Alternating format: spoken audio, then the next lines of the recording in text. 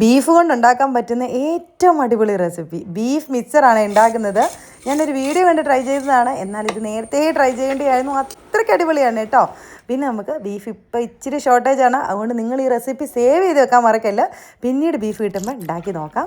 അപ്പോൾ ആദ്യം തന്നെ ബീഫ് നന്നായിട്ട് കഴുകി വെള്ളം കളഞ്ഞൊരു കുക്കറിലിട്ട് കൊടുക്കാം. ഉപ്പും മഞ്ഞപ്പൊടിയും കുറച്ച് വെള്ളം ഒഴിച്ച് ബീഫ് വേവിച്ചെടുക്കാം.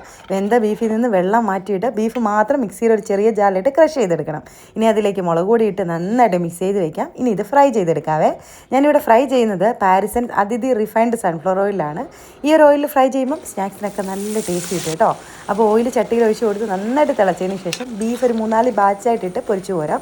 ഇതുപോലെ നല്ല കളറായിട്ട് മൊരിഞ്ഞ് വരുമ്പോൾ ബീഫ് എണ്ണയിൽ നിന്ന് കോരി മാറ്റി ഇതുപോലെ ഒരു അരിപ്പ പാത്രത്തിലേക്ക് ഇടാം. അപ്പോൾ ബാക്കിയുള്ള എണ്ണ അങ്ങ് പോയി കിട്ടുവേ. ഇനി ആ എണ്ണയിലേക്ക് 2 സവാള കനം കുറഞ്ഞരിഞ്ഞതാണ്, അത് നല്ല ഗോൾഡൻ കളറാകുന്നതിനും വരെ ഇട്ട് ഫ്രൈ ചെയ്തെടുക്കാം. ചതച്ച് വെച്ച് വെളുത്തുള്ളി, കറിവേപ്പില ഇതും കൂടെ നന്നായിട്ട് ഫ്രൈ ചെയ്തെടുക്കണം. ഇനി പൊട്ടുകടല ഇട്ട് കിടക്കാം. 1 കപ്പ് എടുത്തിട്ടുണ്ടായിരുന്നു, അതും നല്ല ഗോൾഡൻ കളറാകുന്നതിനൊക്കെ ഫ്രൈ ചെയ്ത് വെക്കാം.